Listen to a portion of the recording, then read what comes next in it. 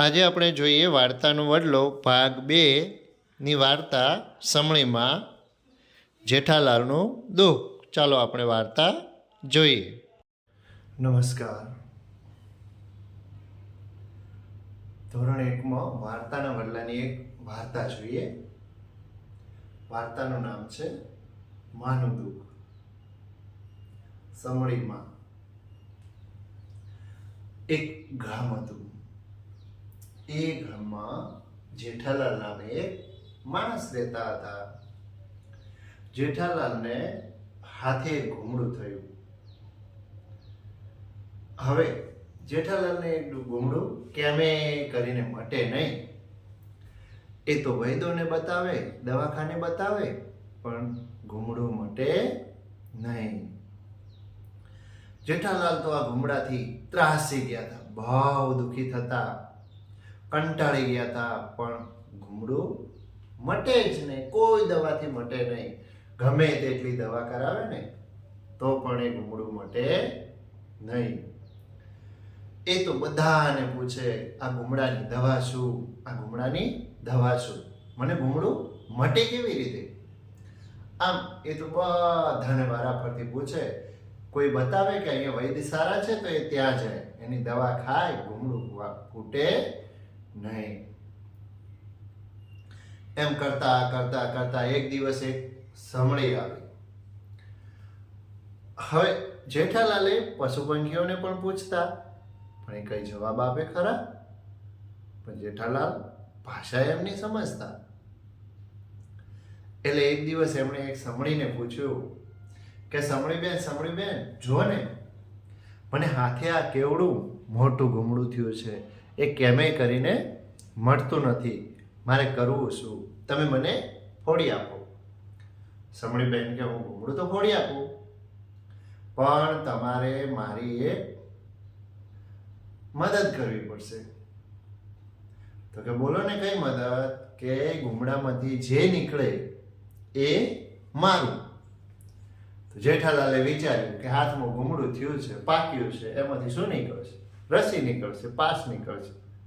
એ તો મારે શું કરવું? એમણે તો હા પાડી દીધી કે ભલે હું તૈયાર છું, તમે તાર ઘૂમડું ફોડો અને જે નીકળે એ તમારું. સમળીએ ઘૂમડું ફોડ્યું. જેવું ઘૂમડું ફોડ્યું ત્યાં તો એ ઘૂમડામાંથી એક સરસ, રૂપાળી, સુંદર નાની એવી છોકરી નીકળી. હવે જેઠાલાલને તો મન હતું નહીં કે હું આ છોકરી એને આપું, પણ કરે શું? મદદ કરવાના વચને બંધાઈ ગયા હતા. જેઠાલાલને મને કમને એ છોકરી સમળીને આપવી પડી.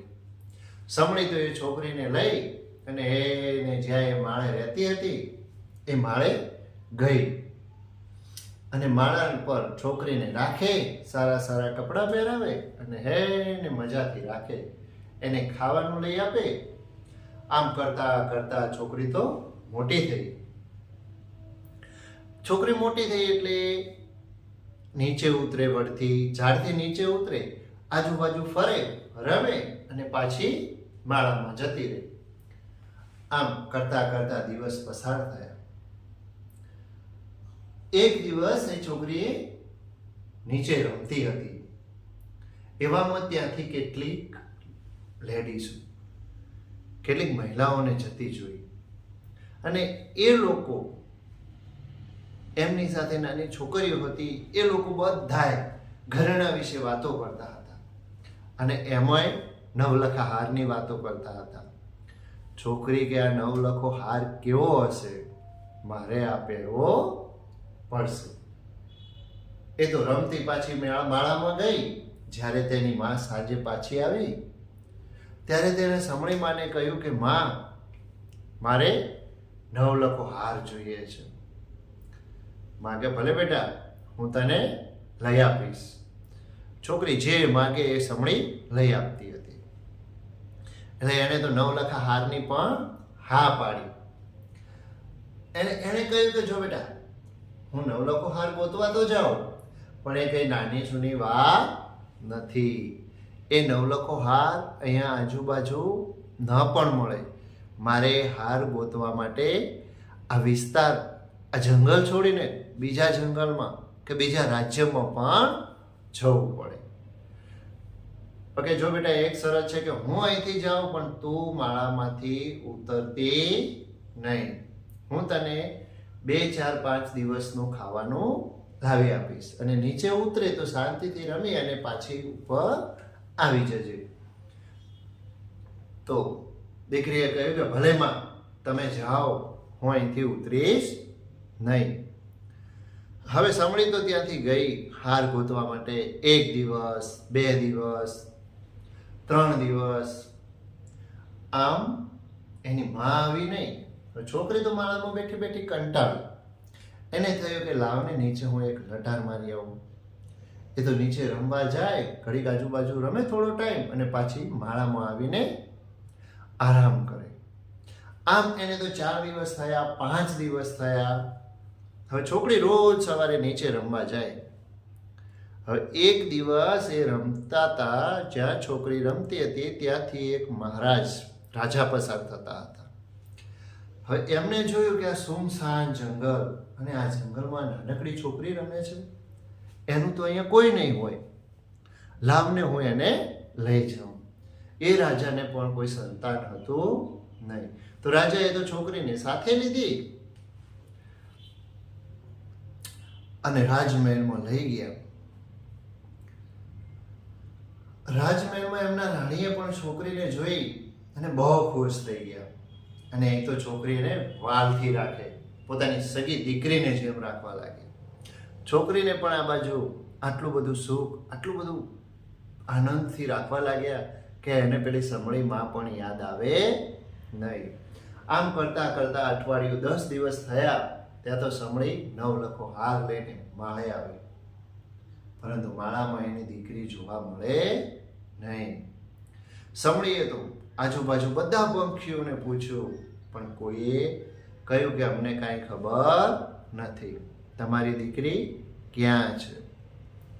એમ કરતા કરતા સમળી તો એને ઉડે, આજુબાજુના જંગલોમાં જોવા જાય, આજુબાજુના ગામડામાં જોવા જાય, પણ એની દીકરી તો ક્યાંય મળે નહીં.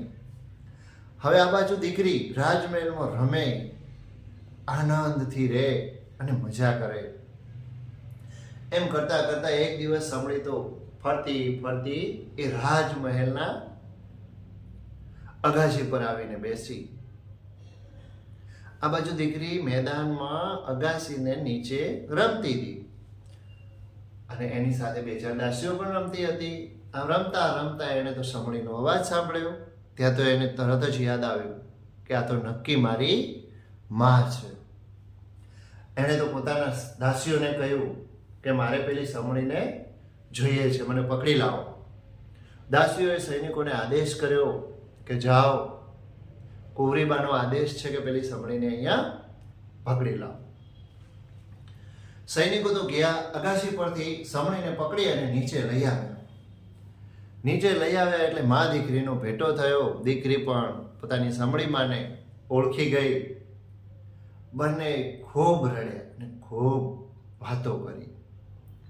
પછી દીકરીએ કહ્યું રાણીને કે મમ્મી, આ મારી માં છે, એણે મને ઉછેરી છે, મોટી કરી છે. તો મારી એક વિનંતી છે કે જો મને રાજમહેલમાં રાખવી હોય ને તો અમારી માને પણ આપણી સાથે રાજમહેલમાં રાખવી પડશે. હવે રાજા અને રાણી બંને માની ગયા કે સારું બેટા, તું એને પણ રાજમહેલમાં રાખ. ત્યાર પછી સમળી અને દીકરી કુંવરી રાજમહેલમાં રહેવા લાગ્યા અને રાજા, રાણી અને સમળી અને દીકરી બધા ખુશીથી રાજમહેલમાં રહ્યા અને મજા કરી.